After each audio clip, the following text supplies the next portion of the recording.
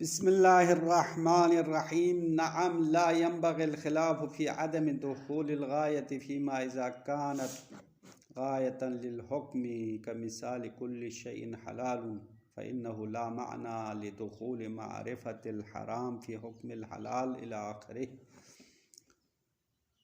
ہماری گفتگو مفہوم غایت کے بارے میں ہو رہی تھی، تو غایت میں دو بحث جاری ہے. ایک بحث تو منطوق کے بارے میں ہے.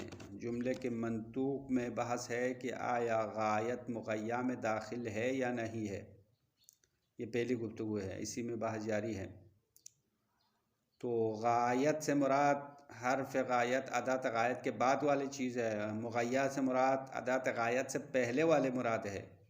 تو گفتگو یہ چلتی ہے کہ آیا جملہ جس میں غایت آیا ہے اس جملے کا منطوق غایت مغیّہ کے حکم میں داخل ہونے پر دلالت کرتا ہے یا داخل نہ ہونے پر. اس کے بارے میں ٹوٹل 5 اقوال تھے جو پہلے درس میں ہم نے خلاصے کے طور پر بیان کر لیا.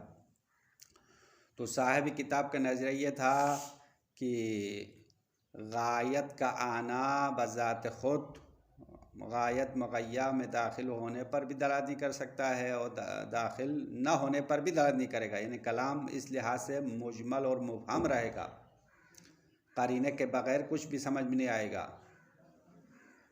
جملہ ظاہری جملہ غایت مغیّہ میں داخل ہونے پر بھی دلالت نہیں کر سکتا ہے اور داخل ہونے پر بھی دلالت نہیں کر سکتا ہے. نہ ہونا دونوں سمجھ میں نہیں آئے گا.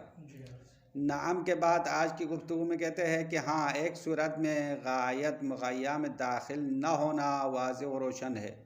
وہ اس صورت میں ہے کہ اگر وہ غایت حکم کے لیے غایت ہو، حکم کے لیے غایت ہو تو اس صورت میں غایت مغیّہ میں داخل نہیں رہے گا. اس کی مثال کل شیء حلال حتی تعرف انہ حرام والی مثال تھی کہ ہر چیز آپ کے لیے حلال ہے یہاں تک کہ اس کے حرام ہونے کی معرفت حاصل ہو جائے. جب حرام ہونے کا پتہ چلے تو وہ حرام ہو جائے گی، جب تک حرام ہونے کا پتہ نہ چلے وہ آپ کے لیے حلال ہے.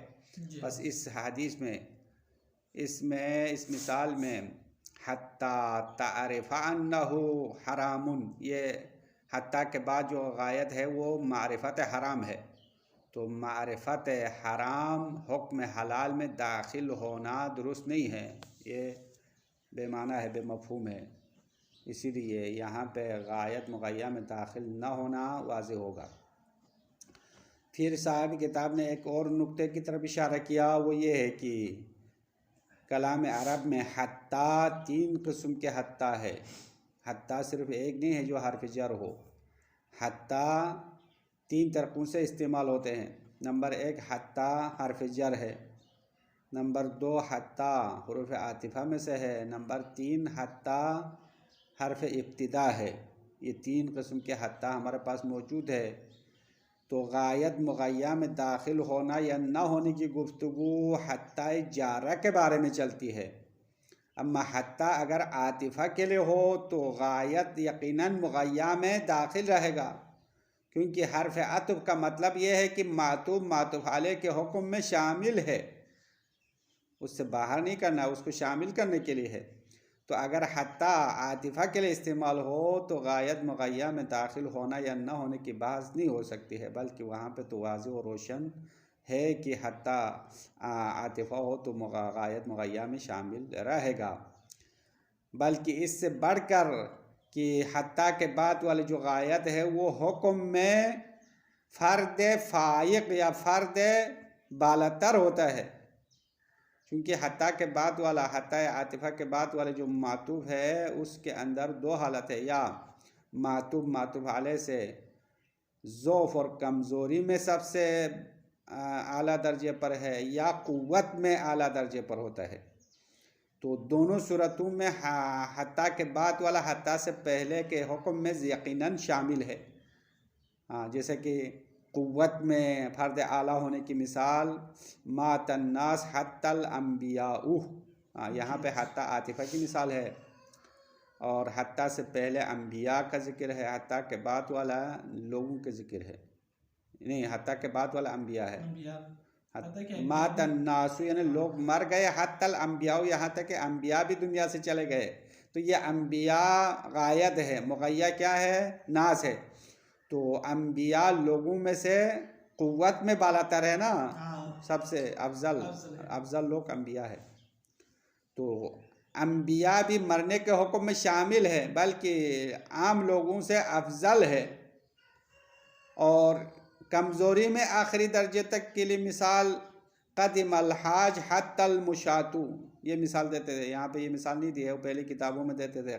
قدم الحاج، تمام حاجی تشریف لائے ہیں، پہنچ گئے ہیں. حتی المشاتو، یہاں تک پیدل چلنے والے بھی پہنچ گئے.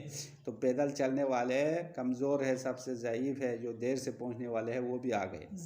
ہاں، تو ضعف میں انتہا ہے. تو مطلب کہنا یہ ہے کہ حتیٰ سے مراد جو ہماری گفتگو ہے وہ حتیٰ جارہ ہے. حتیٰ جارہ میں بحث ہے کہ غایت مغیّہ میں داخل ہونا یا نہ ہونا. اما حتیٰ عاطفہ میں غایت مغیّہ کے حکم میں داخل ہونا واضح ہے، اس میں بات نہیں ہے. بس یہاں تک بحث کی پہلی صورت ختم ہو گئی. جہت اولیٰ کہ غایت مغیّہ میں داخل ہونا یا نہ ہونے کی باتیں مکمل ہو گئی ہیں. الجہت الثانیہ مفہوم غایت کے بارے میں ہے.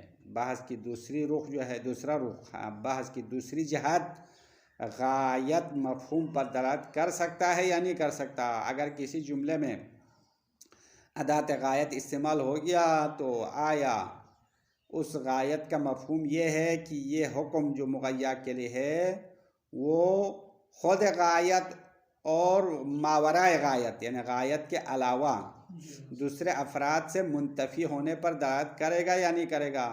اب یہ خود غایت سے منتفی ہونا اس صورت میں ہے جب اگر ہم پہلے بحث میں غایت مغیّہ میں شامل رکھے. ہاں، اگر منطوق کے لحاظ سے غایت مغیّہ میں شامل ہے تو مفہوم میں حکم غایت سے بھی منتفی ہوگا اور غایت کے بعد جو افراد ہیں اس سے بھی منتفی ہوگا. اگر ہم پہلے گفتگو میں غایت کو مغیّہ میں شامل نہ رکھے تو اس صورت میں یہ غایت سے حکم منتفی ہونا یا نہ ہونے کی والی باتیں نہیں چلے گی. اب یہ مفہوم غایت کے بارے میں صاحب کتاب فرماتے ہیں کہ مفہوم غایت ہونا یا نہ ہونا یا غایت مفہوم پر دلالت کرنا یا نہ کرنے کا مدرک اور اس کا راز مفہوم شرط اور مفہوم وصف میں جو مدرک ہے اسی طرح ہے. کیونکہ مفہوم شرط اور مفہوم وصف دونوں میں صاحب کتاب نے واضح کیا تھا کہ اگر وہ قید حکم ہو، حکم کے لیے قید ہو تو اس صورت میں مفہوم میں ظہور رکھے گا. تو جس طرح شرط میں ہم نے کہا اگر شرط حکم کے لیے ہو، وصف میں بھی یہی کہا اگر وصف حکم کے لیے ہونا ثابت ہو جائے تو شرط اور وصف کے منتفی ہونے سے حکم کے منتفی ہونے پر دلالت کرے گا. اسی طرح مفہوم غایت میں بھی یہی کہتے ہیں اگر یہ غایت حکم کے لیے غایت ہو تو جملہ مفہوم پر دلالت کر سکتا ہے. اما اگر آپ یہ بات ثابت نہ کر سکے کہ وہ قید یا وہ غایت حکم کے لیے ہونا ہے تو اس صورت میں جملہ مفہوم پر دلالت نہیں کرے گا. بس یہاں پہ صاحب کتاب نے آخر میں فرمایا ہے، اپنا نظریہ بیان کرتے ہیں کہ قرائن اگر موجود ہو، غایت حکم کے لیے ہونے پر قرینہ ہو یا حکم کے لیے نہ ہونے پر قرینہ ہو تو بات ویسے قرینہ کی وجہ سے واضح ہو جائے گی. اما قرینہ نہ ہونے کی صورت میں صاحب کتاب فرماتے ہیں ہماری نظر میں بعید نہیں ہے کہ غایت نسبت اور حکم کے لیے قید ہو جائے. غایت نسبت اور حکم کے لیے جب قید بن جائے تو جملہ غایت مفہوم پر دلالت کرنا ترجیح ہوگی. پس صاحب کتاب نے اب تک مفہوم مخالف کے 3 اقسام میں سے مفہوم شرط کو مان لیا ہے اور مفہوم غایت کو مان لیا. مفہوم وصف کو ریجیکٹ کیا تھا، مفہوم وصف نہیں ہے، جملہ وصف مفہوم نہیں رکھتا ہے. باقی جملے شرط اور غایت مفہوم رکھنا صاحب کتاب کی نظر میں قابل قبول بات ہے. بس یہاں تک مفہوم غایت کی مکمل گفتگو ختم ہو چکی ہے. اس کے بعد مفہوم حاصر کی بات ہے، وہ بات سے رابع میں پڑھیں گے. اب یہاں پہ ہم اس کی ترجمہ کر کے اگر ٹائم میں گنجائش ہو تو آگے بڑھیں گے، ورنہ یہیں پہ گزارا کرنا پڑے گا. نعم لا ينبغي الخلاف في عدم دخول الغایہ. نعم، ہاں، ایک صورت ہے جہاں پہ غایت مغیّہ میں داخل نہ ہونا واضح ہے، وہ بتا رہے لا ينبغي الخلاف، اختلاف کرنا مناسب نہیں ہے، اختلاف کرنا سزاوار نہیں ہے، فی عدم دخول الغایہ، غایت داخل نہ ہونے کے بارے میں، فی ما اس صورت میں اذا کانت غایتا للحکم، اگر وہ غایت حکم کے لیے غایت ہو تو غایت مغیّہ میں داخل نہ ہونے میں اختلاف کرنا مناسب نہیں ہے، مطلب وہاں پہ غایت مغیّہ میں یقیناً داخل نہیں رہے گا، کا مثال کل شیء حلالون، جیسا کہ کل شیء حلالون والی مثال میں ایسا ہی ہے، کیونکہ فإنہ لا معنی لدخول معرفت الحرام فی حکم الحلال، کیونکہ یہ معنی نہیں رکھتا ہے، معقول نہیں ہے کہ معرفت حرام حکم حلال میں داخل رہے، یہ مفہوم نہیں بنتا ہے، اس طرح مفہوم نہیں ہوگا، اسی لیے اگر غایت حکم کے لیے ہو تو اس صورت میں غایت مغیّہ میں یقیناً داخل نہیں ہوگا، یہ بات مکمل ہے۔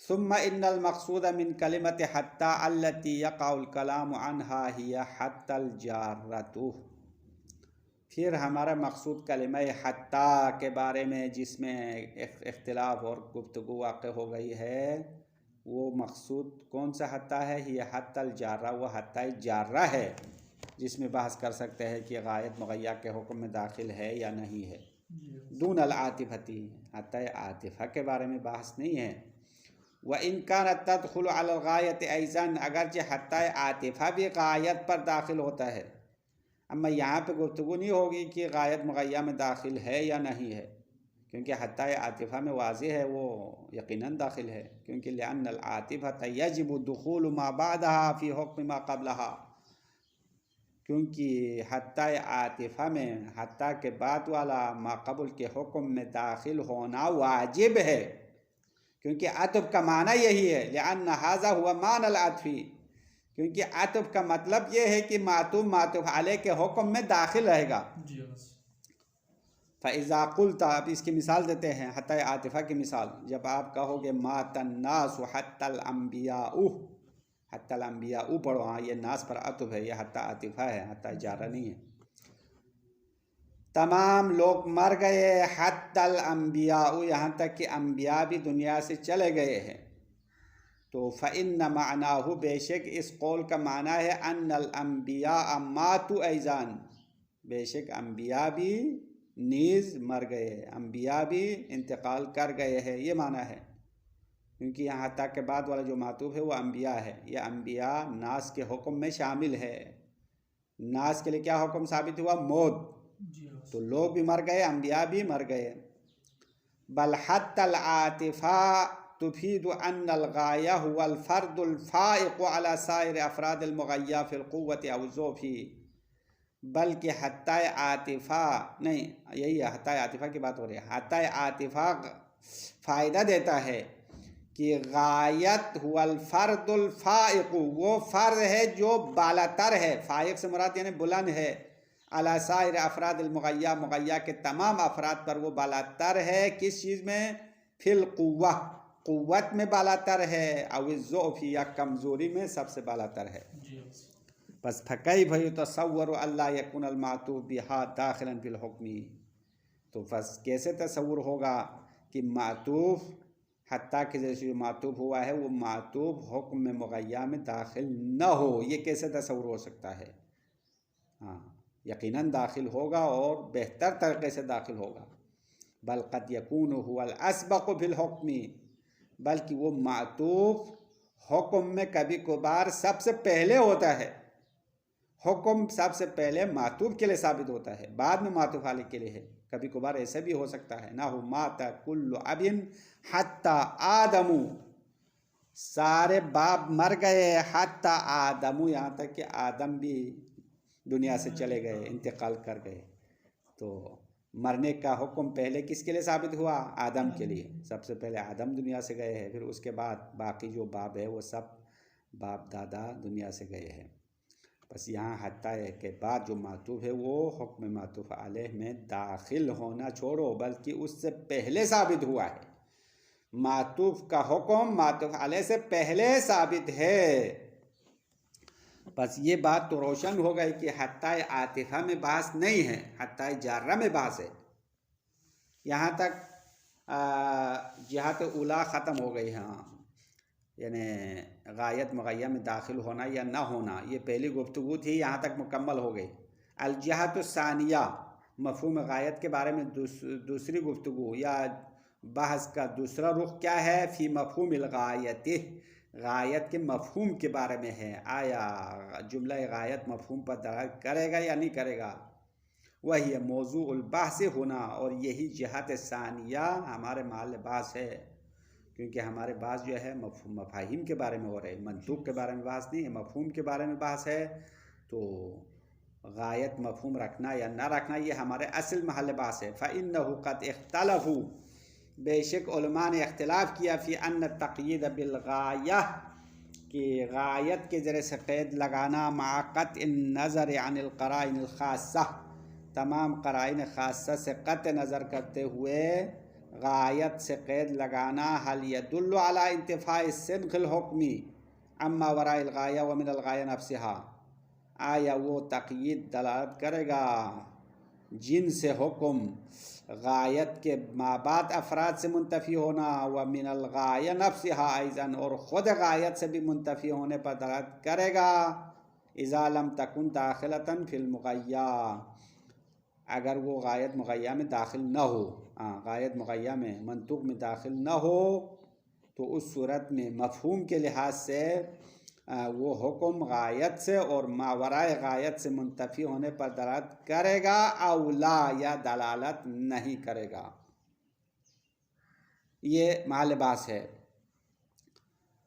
بس مثال یہاں پہلے دیا ہے، غایت مفہوم پر دلالت کرے تو مطلب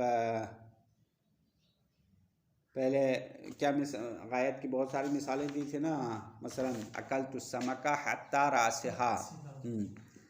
اب یہ غایت مفہوم پر دلالت کرے تو جملے کا مفہوم کیا نکلے گا؟ میں نے مچھلی کھایا حتی راسہا، سر تک کھایا. سر تک کھایا تو مطلب یعنی سر بھی نہیں کھایا، سر کے علاوہ کچھ اور بھی نہیں کھایا. یہ ماورائے غایت کی مثال یہ ہے. ہاں یہ ماورائے غایت کا مطلب سمجھو. خود غایت راس ہے، تو راس اگر کھانے کے حکم میں داخل نہ ہو تو مفہوم یہ نکلے گا کہ میں نے مچھلی کو سر تک کھایا، تو مچھلی کا سر بھی نہیں کھایا اور مچھلی کے علاوہ روٹی بھی نہیں کھایا، سالن بھی نہیں کھایا، کچھ بھی نہیں کھایا. بس یہ مفہوم نکلے گا. اگر جملہ غایت مفہوم نہیں رکھتا ہے تو مطلب یہ جملہ سر کے نہ کھانا اور سر کے علاوہ دوسری چیزوں کے کھانا اور نہ کھانے پر دلالت نہیں کرے گا. اس کے لحاظ سے کلام ساکت ہوگا، خاموش ہوگا. ہاں پتہ ہی نہیں چلتا ہے، قرینے کی ضرورت ہے. فنقول، صاحب کتاب کہتے ہیں کہ ہمارا کہنا یہ ہے کہ ان المدرک فی دلالت الغایت علی المفہوم کالمدرک فی الشرط والوصف، غایت مفہوم پر دلالت کرنے میں جو مدرک اور دلیل ہے یا راز ہے، وہ کالمدرک فی الشرط والوصف، اس مدرک اور دلیل کی طرح ہے جو شرط اور مفہوم وصف میں بیان کیا. شرط اور وصف میں کیا کہا؟ فَإِذَا كَانَتْ قَيْدًا لِلْحُكْمِ، اگر وہ غایت حکم کے لیے قید ہو تو کانت ظاہرتاً، وہ غایت ظہور رکھے گا، فی انتفاء الحکم فی ما وراءہا، کہ حکم ماورائے غایت سے منتفی ہوگا، ماورائے غایت سے منتفی ہونے میں ظہور رکھے گا، یعنی مفہوم رکھے گا. وَأَمَّا إِذَا كَانَتْ قَيْدًا لِلْمَوْضُوعِ أَوْ الْمَحْمُولِ فَقَط، اما اگر وہ غایت فقط موضوع کے لیے قید ہو یا فقط محمول کے لیے قید ہو تو فلا دلالت لها علی المفہوم، تو اس غایت کے لیے مفہوم پر کوئی دلالت نہیں ہوگا، وہ جملہ مفہوم نہیں رکھے گا. غایت مفہوم نہیں رکھتا ہے. بس یہاں پہ وصف اور شرط میں بھی صورتحال یہی تھی کہ اگر شرط حکم کے لیے قید ہو تو مفہوم رکھنا واضح تھا. وصف مفہوم کب رکھتا تھا؟ اگر وہ قید ہو حکم کے لیے. اگر موضوع کے لیے قید ہو تو مفہوم نہیں رکھتا تھا. تو مطلب ایک جیسے بحث ہے، مفہوم غایت، مفہوم وصف، مفہوم شرط میں جو اصل مدرک ہے، اصل دلیل ہے، وہ ایک جیسے ہیں. وعلیہ اس بنا پر فما علم فی التقیید بالغایہ، غایت کے جیسے قید لگانے کے سلسلے میں پتہ چل جائے انہ راجع الحکمی کہ وہ قید حکم کی طرف پلٹنے والے ہے، فلا اشکال فی ظہوری فی المفہوم، تو وہاں پہ کوئی اشکال نہیں ہے کہ وہ حکم نہیں فی ظہوری کی ضمیر اٹھاؤ کہ وہ قید، وہ تقیید یا قید، وہ قید مفہوم ظہور رکھنے میں کوئی اشکال نہیں ہے، یعنی وہاں سے مفہوم حاصل ہو سکتا ہے۔ مثل قوله علیہ السلام کل شیء طاہر حتی تعلم انہ نجیس، حتی تعلم انہ نجیس، ہر چیز پاک ہے، حتی تعلم انہ نجس، یہاں تک کہ آپ کو پتہ چلے کہ وہ نجس ہے۔ ہاں، نجاست کے بارے میں جب تک علم اور یقین نہ ہو پاک ہے۔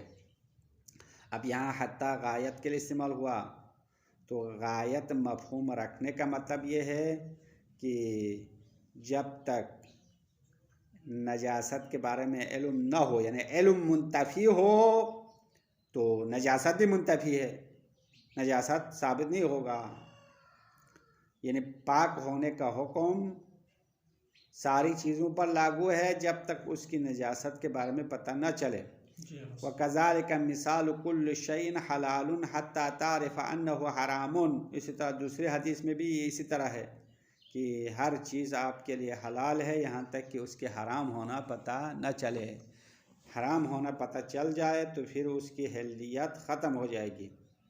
بس حتیٰ غایت پر دلالت کرنے کا مطلب یہ ہے کہ حتیٰ کے بعد، یعنی اگر نجس ہونے کے بارے میں پتہ چل گیا تو طہارت کا حکم منتفی ہوگا، جب نجس ہونے کے بارے میں علم ہو گیا تو پھر پاک نہیں ہے نا، پاک نہیں ہے۔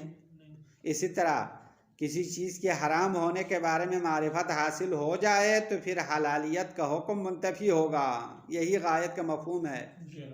بس یہاں قید حکم ہے، حکم کے لیے جب قید ہو تو غایت مفہوم پر دلالت کرنے والا ہے۔